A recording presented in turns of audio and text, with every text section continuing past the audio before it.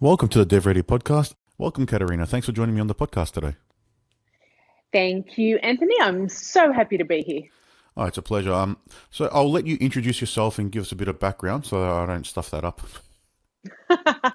It is a lot. It is a bit of a long one. So I have a startup called Immersifi, which came about from a personal experience, and which was really bad customer engagement and customer experience in the fashion industry. I've been around it all my life, but not been around tech all my life, and also not, as they say, not a linear transition into this world, but a very it all came together in the end after many years of fashion, many years of of tech, and then my love of tech. So what happened was I found a gap out there where there is a loyalty membership issue with contemporary luxury fashion, and there's a secret, almost secret membership level of VIPs, and you can only get them if you spend a certain amount, or if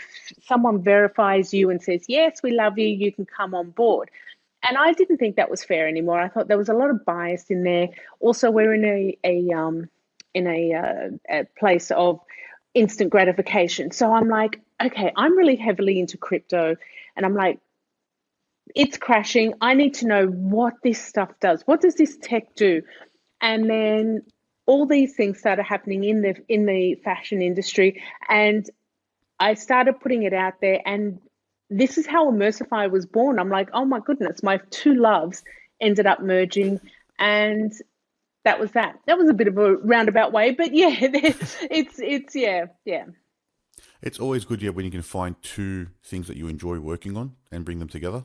There's Yeah. there's never really any brand new ideas. It's like everything's a remix. It's different things coming together to solve another problem in a different industry. So you've found that market and identified it. So this problem in this luxury retail space, the main one I can think of is those Hermes bags, and you have to have a certain level of spending and know people, and otherwise they won't even let you look at anything.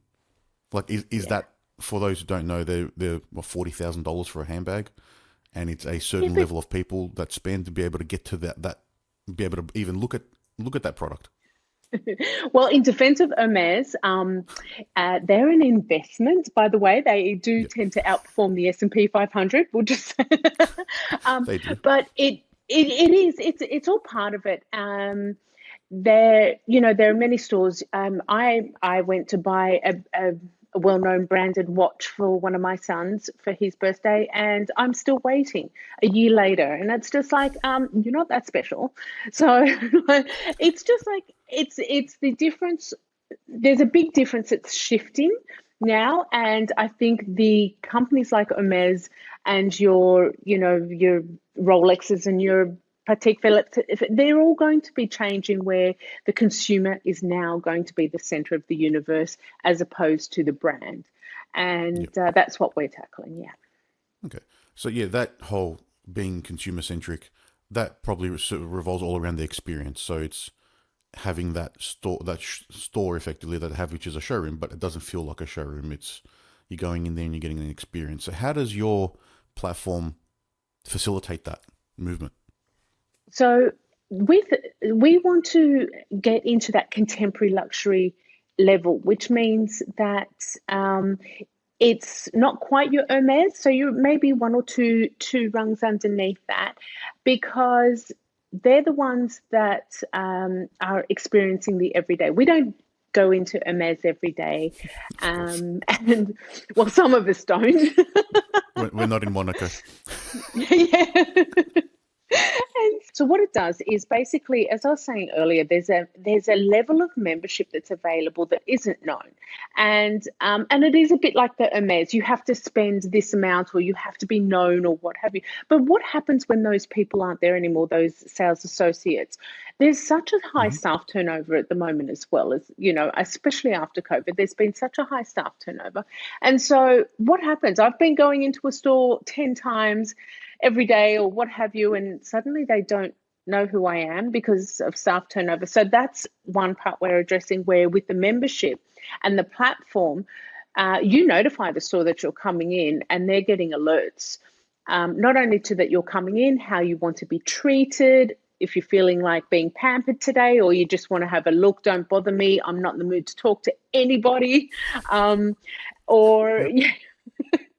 And so it has all that information as well as your style, and that comes through AI. We're doing AI stylists and so forth, and that gets built up on data as you go. And then we have the body scan come in. So it will, you on your phone, you'll be taking a scan of your body, and it will then get matched to that brand's measurements. So the person in store, doesn't matter whether they know you or not, will know your size, your style, and have a change room ready for you when you walk in.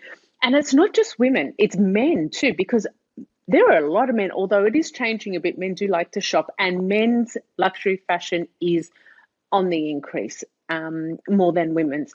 And so it's men who don't always like to shop. Imagine walking into a store, you've got all your things ready in that change room. You go in, you try them on. Yep, that's great. Yep, I'm out in 10 minutes.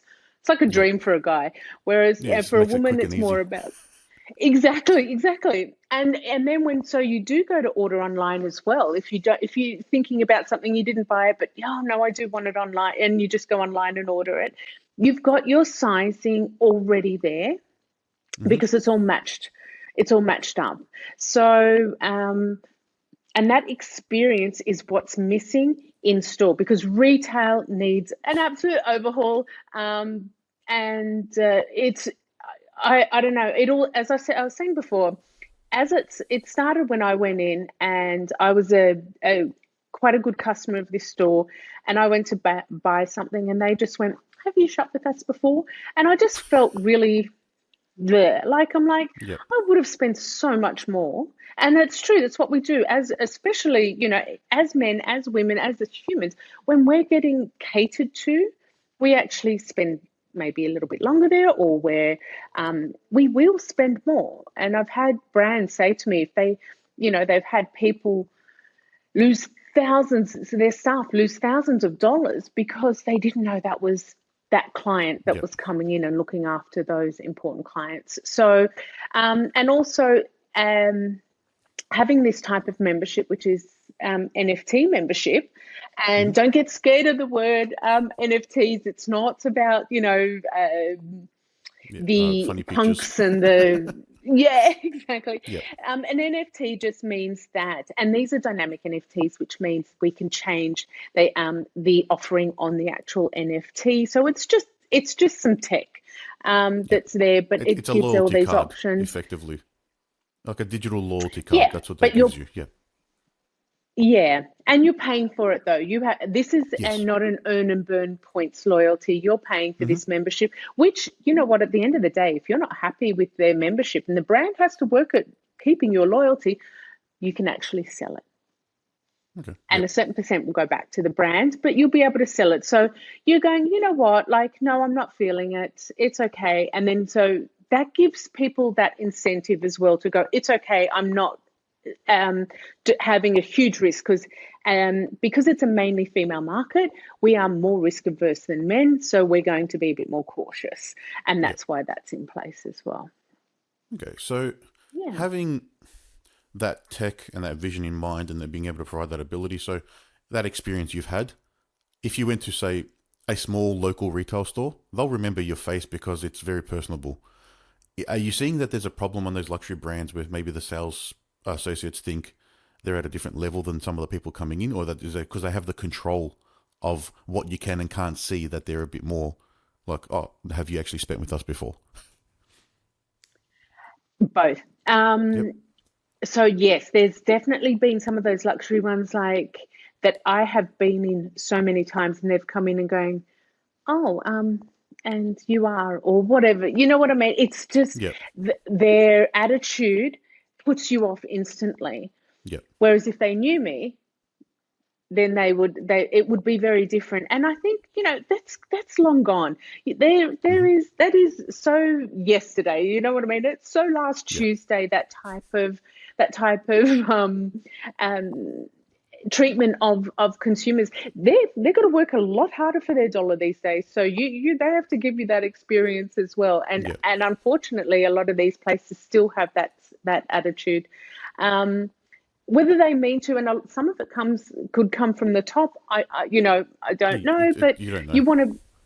Yeah, you want to be able to try and make change there and have all of that. We don't want any Pretty Woman moments. All right, I'm showing my age now with that reference to that movie, but Oh, we it's don't got want to any be. big mistakes. Yeah, it needs to be customer centric. Regardless if you're building a software product or retail experience or providing a service, if you provide value to your customer and you look after them, you'll get more customers. That's it. That's how you keep that rapport going. You keep repeat business.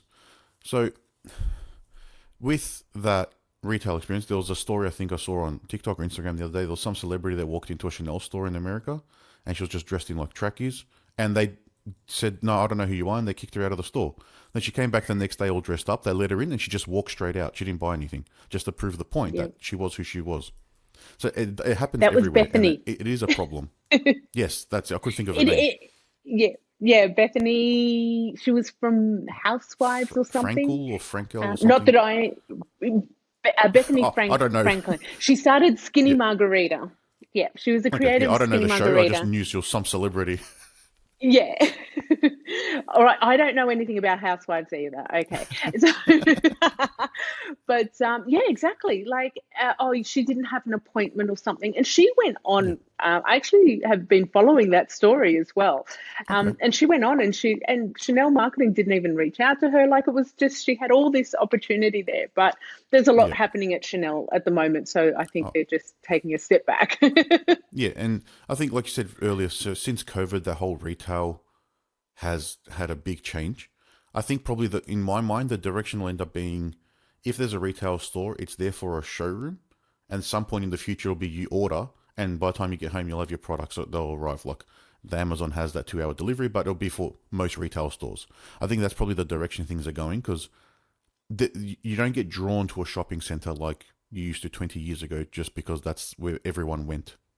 Things don't happen like that anymore. Mm, So you have identified something there that is, if you can provide an experience and then you've got this club which makes it a little bit more exclusive, the people might feel better about themselves being in there and going through those experiences as well. They get access now to better opportunities for purchasing limited products or things that are hard to get. And then they're going to have a personalized experience in the store. Now you're differentiating from the rest of the market. So I can see how this can work in that space and attract people to use it. It's also getting and building their community as well into the space because I really want to provide for them to be able to provide some type of sustainability as well. So my thinking behind there was and knowing that the customer is starting to become more the centric level, if you're in a level 1 or level 2, level 3, depending what level membership you got in, you're actually going to be able to get that round table discussions with the designers.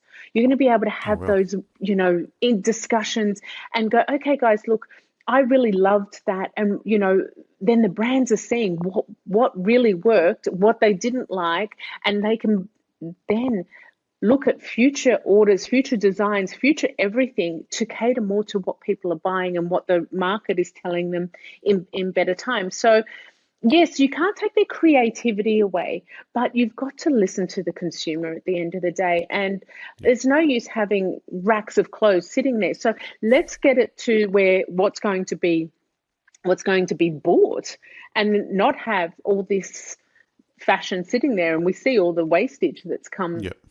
I with think that. But that probably comes with the fast fashion term, as they call it. It's every year they just have forced to bring out some new style because they have to keep having change, and then that's what people are looking for now. But if you're listening to the consumer and you've got that whole circular feedback happening, that will help you drive the direction and know, all right, we won't bring back something that was out 3 years ago in a different color just because, or whatever the example may be, because that's not what's going to be bought and it won't be sitting around, and then you won't have those outlets, and it doesn't cheapen the brand at that level.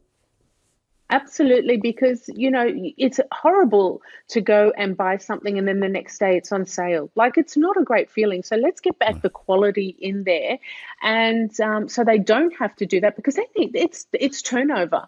It's they need their cash turnover at the end of the day, and building this community in there. And again, this is why the NFT, so we can put it all onto the blockchain and the brands can get to know their community a lot better. Yeah. Then and have those deeper insights as well, can tailor more to their customers. And what they do then is have partnerships coming through as well. So it's not just sitting there having talking about, oh, let's fashion or what have you. There's going to be so much more to it because Yeah. people have a lot more substance and need a lot more from their brands these days. So not only having those personalized experiences, but bringing in the community, bringing in the exclusivity. Because let's face Hmm. it, we all want what no one else has, but Yeah, even of down course. to a different bag. You've gone Yeah. in store and you buy something and you've got a different bag. You're walking out, people are going, well, what's that? And then it's all a start to being able to put their products on the blockchain so they can see who the consumer ends up being. Because, for example, a brand sells in their store, but they might sell in a department store. They don't know who that consumer is in that department store. So we Hmm. want to bring that in. Well, why are you missing out on that? You're not getting any of that information. By having this membership and by them starting to get used to blockchain and that sort of thing, then they can start spreading it out further and really get to know their community even better. Yeah. And then they get a real solid picture on what their audience looks like, the different segments in that audience, the community that's around it, whether there's some of the community that doesn't purchase why, and then being able to try and convert and grow that. So that makes sense. Where are you at in the journey in delivering Immersify? We're just building the MVP, so we're looking for beta testers, Yep. which is always fun for both brands and people. And what we're enticing people with is memberships. Like we're going to have 5 free memberships to give away for any beta tester with their brand of choice, and the brands will get 2 brands will get Immersify free for a year. So it's more about so for us it's more about getting to know what each one wants, because there's no use us building this Yep. massive platform unless we're delivering what they need, and what they like and what they want. And it changes, but we want to make it we don't want to have to change all the time. So that's why we want to get it right in the first place for them. But be Yeah. adaptable And with future proofing as well. yeah, and that's the right approach when you're looking at delivering software. It's build something that will be used, not build it and then hope they will come, because it doesn't happen that way. And then there's a lot of involved in marketing that people don't realize, along with just being able to deliver the app and understand feedback. But yeah, you have to be able to deliver value constantly and use the feedback to guide what you're building. That's key. Yeah. Yeah. It's So, funny, when we were doing the market research, it was very much centered on the sales associate as well. Like I went out to consumers, but that sales yep, associate, because they're the ones selling, they're the ones needing the sales. And then what's the value we can deliver to the brand on top of it all? We knew there was yep, going to be a lot of value there for the brand, but did the sales associates want it? And they're like, hurry up and get it in. So, yeah. um, So yeah, the brand's your customer, but the associates are your users. mhm, They have to be the face and yeah. interact with it daily and interact with the customers. So, have you ever built software before? Is this your first product? This is my first product. So I brought on a CTO who is experienced in loyalty Yep. and experienced in obviously building. And because it was like, how I needed someone who knew what they were doing. Yeah, Like, that was going to be my next question. Is yeah, do you have someone to support you with the tech? Because I know you mentioned you've got a husband who's a CPO, but yeah, having a CTO, a tech founder, is probably something. Another thing mhm. that we suggest to people is it's very important because you don't know what you don't know, and software is very complex. Yeah, yeah. And then add all the whole blockchain and crypto, all that onto it, and AI and everything. You're going, like, I know the capabilities of this, but where to start? So Yeah, it is crazy, but yeah. Have you had any interesting learnings along the way during the MVP? Have you had to pivot on any of the initial things, or did you really go out early and understand what you were building? Oh no, I pivoted. Absolutely, absolutely. Because apparently they couldn't do what I wanted. I was too Okay. ambitious with what I wanted. It was like, fine, all right, let's tone it down. So we've and it's I've had to tone down the offer, not the offering, but in how quick I can get these things out as well, because it's just stage one is just the actual into store experience and what Yep. the brands are going to get from there. Then stage two is the body. We've got body scans, the AI stylist, and so forth. And then we're actually going into as I sort of mentioned before, we're future proofing, and then we're going all into the metaverse. Metaverse just being immersive experience, whether it be Roblox Yep. or a metaverse type of thing, like Hmm. Sandbox. But it's more about future proofing, because we know these Gen Zs, they want an online presence. They're not spending all their time online as people think that, oh no, they're just going to be online all the time. No, they're not. They actually, the research is showing they want the experience in store. 80% will buy in store if they're getting that good experience, but they will research and do everything else online. And they want a presence online. They want these avatars online. They want to be dressed in what they've bought as well. So it goes all the way up to there. And because I couldn't do that all together, they made me pull it apart and do things. Build it in Yeah, stages. and there were, yeah, apparently, like, it was too hard and it was going to cost gazillions. I'm like, but and also too, just the actual offering, because I started with just a basic loyalty program of earn and burn, but then everyone was doing that, and that's what I found. I did a year of market research before we even named the company. So I was Yep. doing about a year of that. And yeah, so it started of just a normal loyalty, earn and burn, NFT, but I wasn't seeing the value in it. I really wasn't seeing how it was going to make an impact Yep. and what it was going to do for the brands. And something you mentioned there, that market research, and you spent a year on it, and that's Hmm. probably 365 days more than what most people do who start a business. A lot of them who have an idea, a lot of people just jump straight into building. And that causes chaos. And you've avoided some big problems by taking your time, understanding who your target market is. You had an original idea, you researched it. All right, that didn't work out. How do you pivot, use that, but evolve it to the next level? And I'm sure you've probably done that a couple times. And then the other Hmm. thing is with the tech, everyone assumes you can just do anything you can think of, but there is limitations to what can happen currently. So AI can do a lot of things at the moment, but I'm assuming where you wanted to take it, it could be a year away, or it could be next week if someone releases something. But to build that tech capability, Hmm. that's another business on its own, just to deliver probably that aspect, let alone integrating that with your actual application that you're building. Yeah, so And that's that, why they held me back a little so bit on that's always that. something to, yeah, oh, definitely, I can imagine, because you're then taking on three, four projects that are all the same size, let alone just the one with those three projects that you can include because someone else has built that part of another business that provides that to you. Mm, yeah.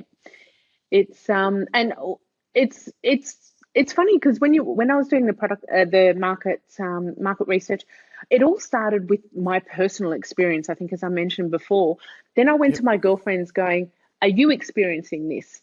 And then it was like, yes. And then I went to the wider audience. And I think if you know they always say, well, I did get very heavily involved in the Web3 world, and it was almost like they're finding the solution to a problem that doesn't exist. Yep. And I did, and I didn't want to do that. Like, I just happened to stumble across this, going, aha, this was the moment. So that was definitely, it's been long. I was working full time as well, Hmm. and doing all of this, and then I gave all that up in November last year, to really concentrate on Immersify and give it everything, because I saw the traction coming through. Yep. So Yeah. And then I had That's actually just a little win was when was it? Not yesterday. Yeah, yesterday. One of my top three, when you have they're the top three, there's my top three clients that I yep. really want to get. I had one of them reach out to me. So it was Oh, like, nice. oh, that was such a win. Yeah, I was absolutely stoked. So I'm like, yay, because we know as startup founders, your life's a roller coaster in an Yep, hour. definitely.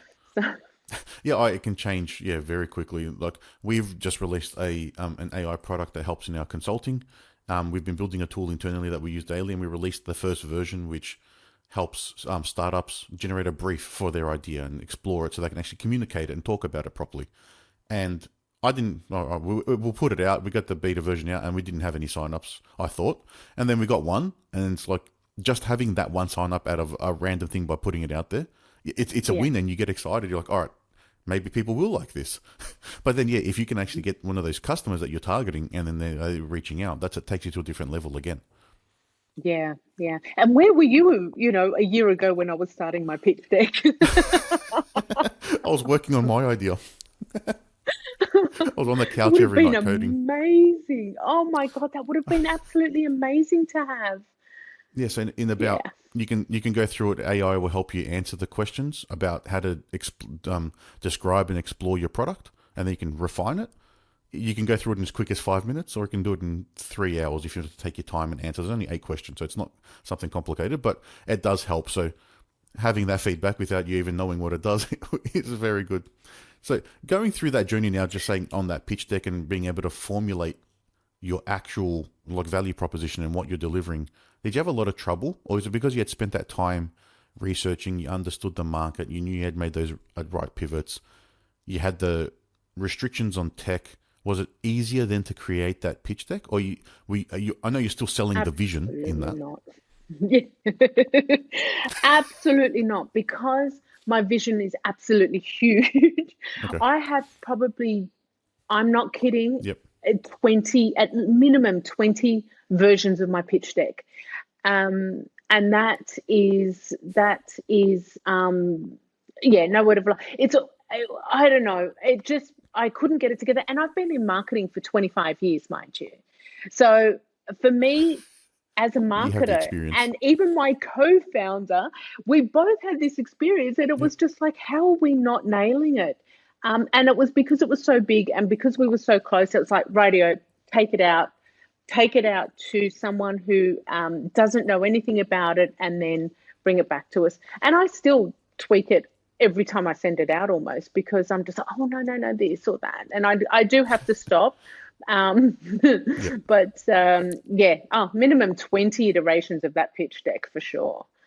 Yeah, it's never as easy as someone thinks. Even when you have gone through all the right checks and balances that you've gone through, it still takes time. And then you probably have to adjust it depending on who you're sending it to. And all right, if this is a VC, these are the sort of portfolios that they invest in. All right, let's tweak it so it more aligns to what they're after, or it has the right feel for them. Even down to tone of voice on who I'm addressing it to. There will Yep. be certain words. So when I do the research on whether it be VC, Angel, the brand, whoever that might be, their tone of voice I look at, because then it's so much more identifiable for them. They feel Hmm. familiar, and as we know in marketing, if someone needs to see something 7 times before it resonates with them, and it's a lot more these days because of our attention economy is just like, forget it. Thank you, TikTok. Yeah. Thank you. God love them. Yep. But so if I'm getting that tone of voice and using words that they are familiar with, then you can cut through a little bit quicker as well. So when I send out a pitch deck, there's probably a day or more worth of research and tweaking those little things. I Yeah, know on that it's a target. lot, Uh, but it's yeah, it makes sense, but that's you trying to make the most out of the opportunity you have. If you put in a little bit of hmm work, then all right, it may not get anywhere, but you might be one step closer to doing that. And every time you try, you're giving yourself more of a chance of getting there. And that's, yeah, yeah, yeah, important for everyone to know. It's tweak that to who you're talking to. Same way you're trying to identify who your stakeholders are and delivering them value. Whoever's reading it needs to understand it. And yeah, talking in their tone and their language makes more sense. yeah. And also on going out to VCs, I see so many people just go out to anybody. You need to go out to who's going to bring value to you, not just dollars, but who's going to Yeah. bring value and what they do. And I've actually sort of when I had VCs approach, I've sort of said, I don't know if we're a great fit because they couldn't get the vision, but they wanted to give me money. And I love Yeah. that. But that can be detrimental to a company. You've got to be really careful. And I'm in it for like, I want to see this thing through. I'm in it for the long haul. We always have an Yeah. exit strategy, but I'm in it for the long haul. I really want to see it come through, and be very careful on who you bring on board as well. So, Yeah, yeah. it's not just the money, like you mentioned. Having someone that can either bring a network or an into a Mm. brand potentially, or a larger VC for you to Series A, or at least provide value and help you along the journey.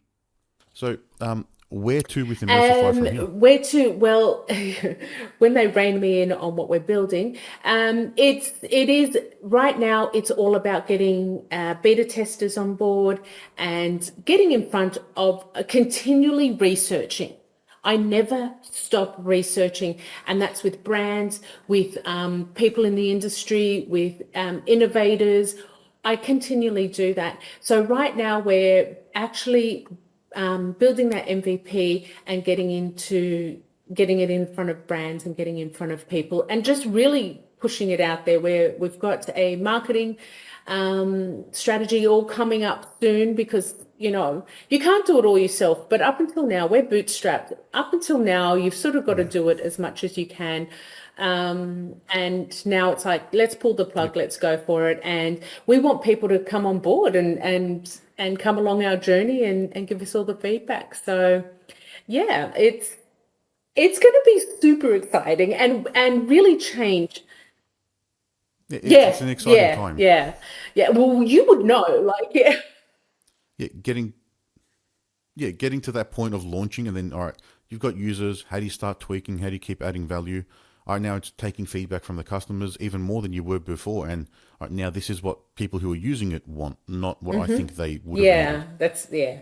great advice. Yeah, you've ticked all the right boxes getting to this point, and I'm sure you'll keep ticking them as you go. You've got the plan in place, and you're following it along. So it's Yep, we're exciting times ahead. Then revolutionizing that customer experience. So come along with us.